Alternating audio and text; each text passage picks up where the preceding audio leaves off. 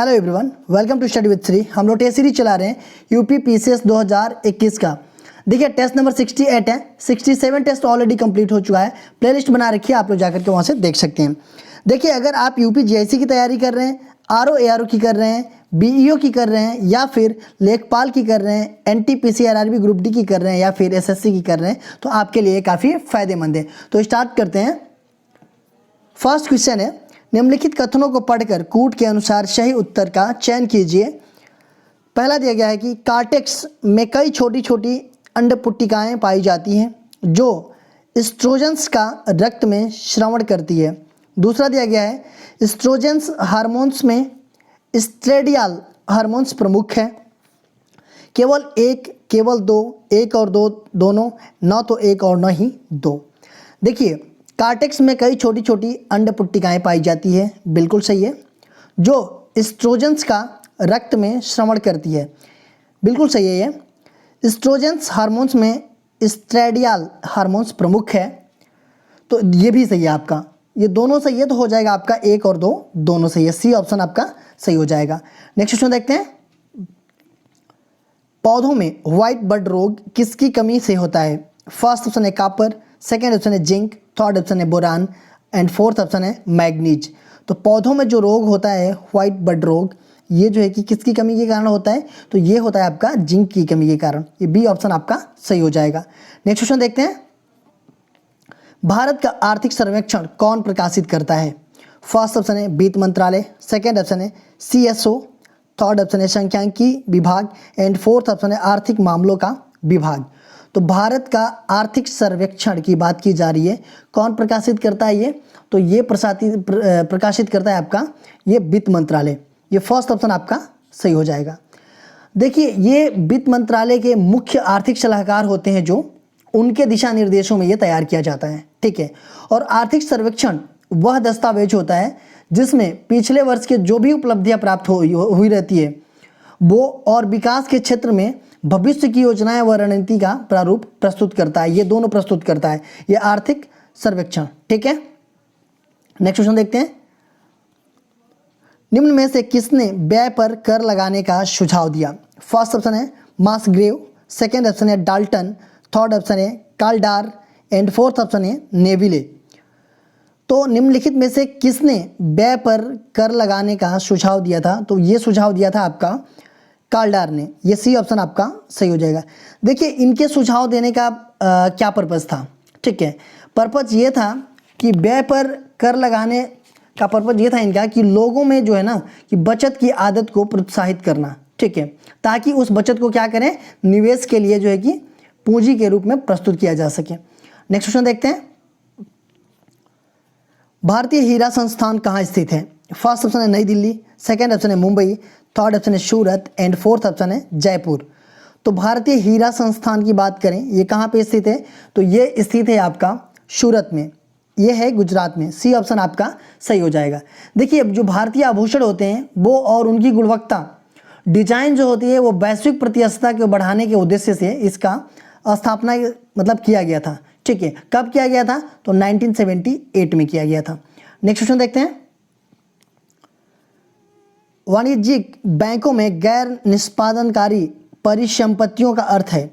First option है पूंजी परिसंपत्तियों जो प्रयोग में नहीं है, सेकेंड ऑप्शन है बैंक जमाएं जिनका निवेश नहीं किया जाता, थर्ड ऑप्शन है आपका ऋण जिन पर ब्याज तथा मुख्य रकम की वसूली नहीं होती एंड फोर्थ ऑप्शन है कम ब्याज वाले ऋण। तो देखिए ये क्वेश्चन पूछ रहा है कि वाणिज्य बैंक में जो गैर निष्पादनकारी परिसंपत्तियां होती हैं इसको ये बोल सकते हैं एनपीए, ठीक है, नॉन परफॉर्मिंग एसेट।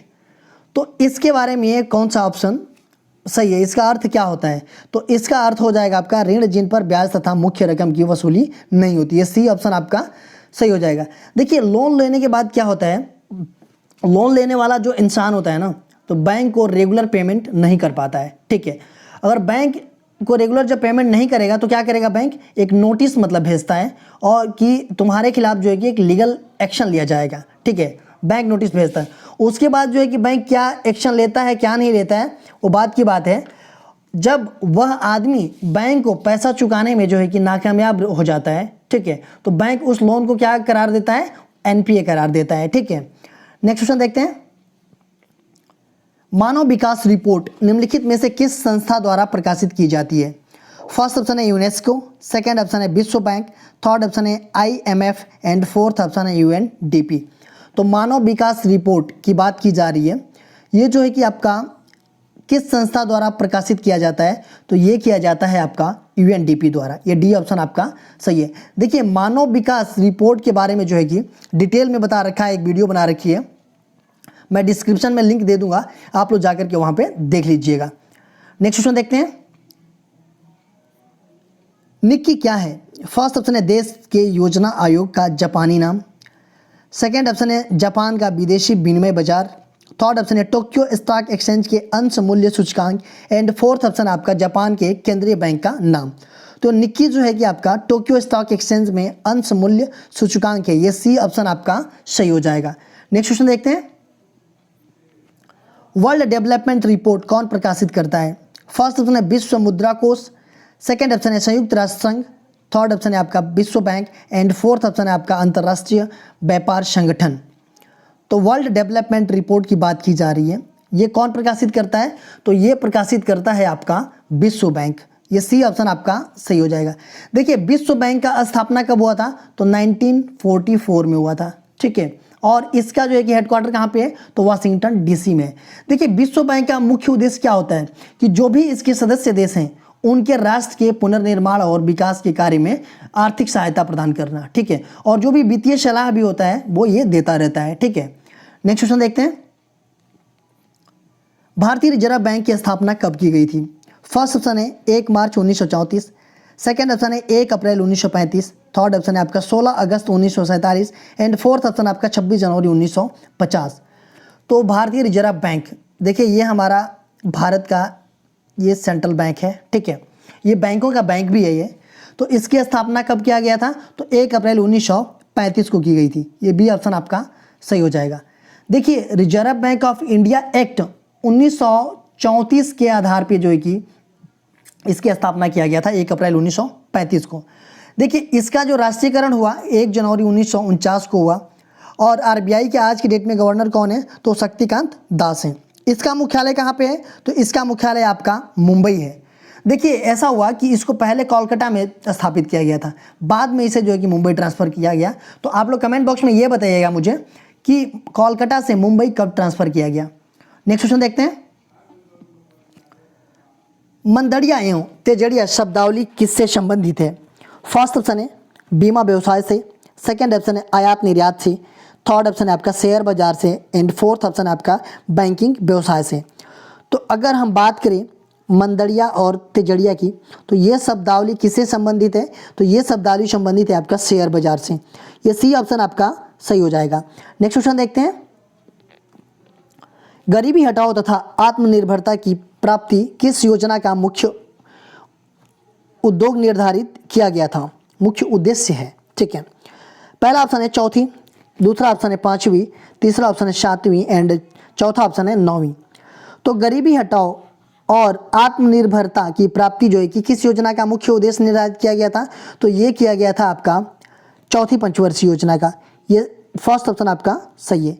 देखिए, चौथी पंचवर्षीय योजना कब से कब तक थी? तो ये थी आपका 1969 से ये हो गया 1974 तक, ये चौथी पंचवर्षीय योजना थी।